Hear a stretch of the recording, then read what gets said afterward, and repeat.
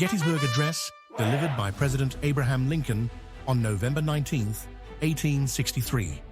77 years ago, our fathers brought forth on this continent a new nation, conceived in liberty and dedicated to the proposition that all men are created equal.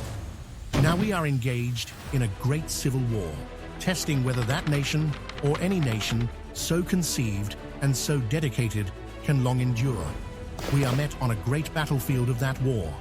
We have come to dedicate a portion of that field as a final resting place for those who here gave their lives that that nation might live. It is altogether fitting and proper that we should do this. But in a larger sense, we cannot dedicate, we cannot consecrate, we cannot hallow this ground.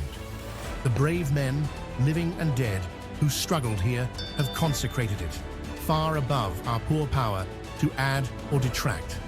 The world will little note nor long remember what we say here, but it can never forget what they did here.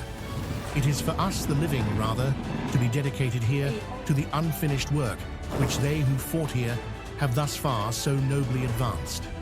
It is rather for us to be here, dedicated to the great task remaining before us, that from these honored dead we take increased devotion to that cause for which they gave the last full measure of devotion, that we here highly resolve that these dead shall not have died in vain, that this nation shall have a new birth of freedom, and that government of the people, by the people, for the people, shall not perish from the earth.